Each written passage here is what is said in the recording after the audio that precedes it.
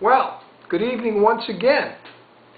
You know, I'm not sure if it was yesterday or Wednesday, but I came across a news story whereby Treasury Secretary Lew was basically saying that he's out of money and the tools he needs to get that money in order to pay our nation's bills. Unless, of course, we, as we've all been hearing about lately, raise our debt ceiling yet again. Really? Treasury Secretary Lew, let me remind you, we raised our debt ceiling about 1.5 years or 2 years ago. You want to do it again? Are you serious? Folks, if you don't pay attention to anything else today, I want you to think about what I have to say. I may not be the smartest guy on the planet, and I surely don't have all the answers, but we've got to get a grip on this issue of raising our debt and spending. Now, I don't care if you're black, white, Hispanic, Asian, or pink with purple polka dots. Doesn't matter if you're gay or straight, your party affiliation or lack thereof, it doesn't matter. And I don't care if you voted for Obama, McCain, Ron Paul, Mitt Romney, or Daffy Duck. If any of you, Donald Trump, Warren Buffett, Bill Gates, all of those guys included, if any of us ran our businesses or households the way the politicians are running our government, how long do you think would really last?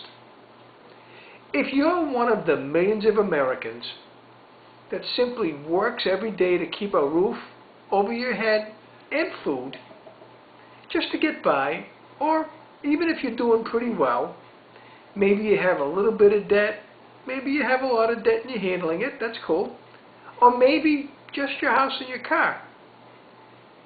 In any of those cases, would you ever go to your bank and ask them to increase your borrowing and spending limit?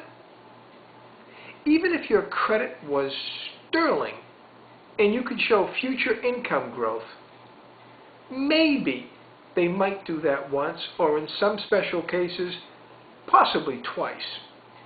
Now, them doing that doesn't make you any less foolish for doing so, but they might. And if you maxed out that new limit, you'd be saddled with interest-crippling debt for who knows how many years or decades. Your quality of life would deteriorate, and you'd either live a very meager existence or you'd wind up filing bankruptcy. Either way, you're toast. And that's going to be my point today.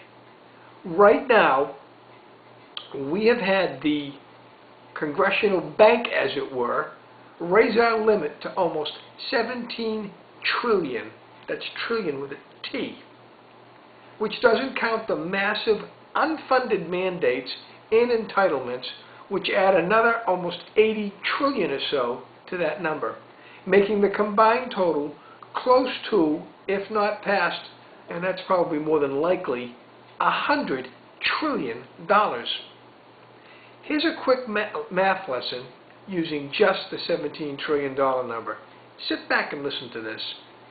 If the government decided to get serious and pay off just the $17 trillion to the tune of $100 million a day, 7 days a week, 365 days a year, it would take $10 of 10 days to pay $1 billion of it.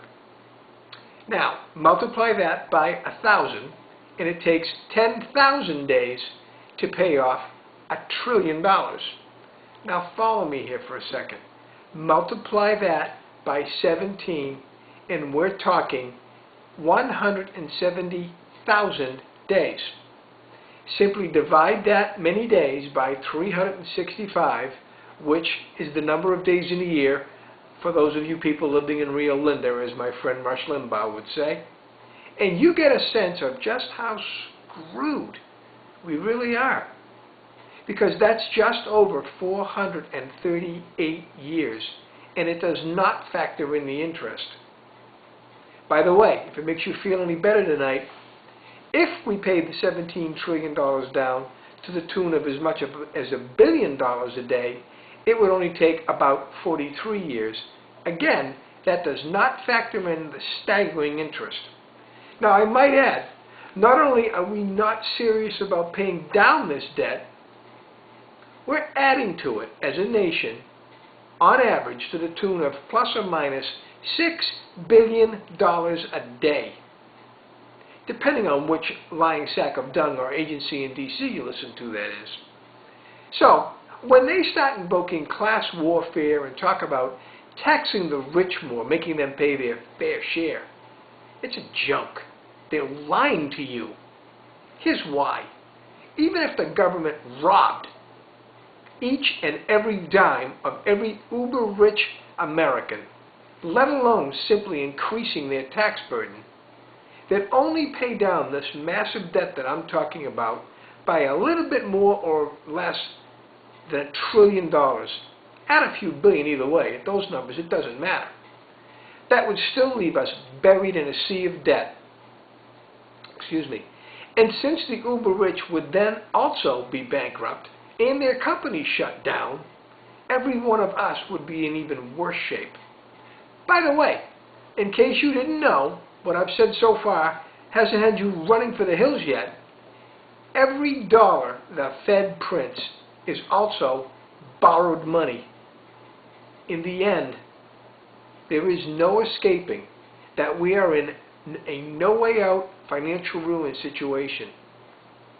It's time to really wake up, America. The days of worrying about what's going on in the pop culture, what the Kardashians are doing, what's happening on The Apprentice, or that new video game, those days are over forever. They really are.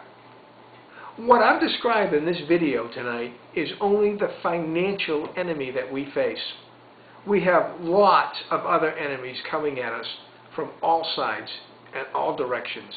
And some of those are people that literally want to kill you and me and your kids. There's no end in sight to any of that either, folks. You might ask yourself right about now as I close, well, what can we do about any of it?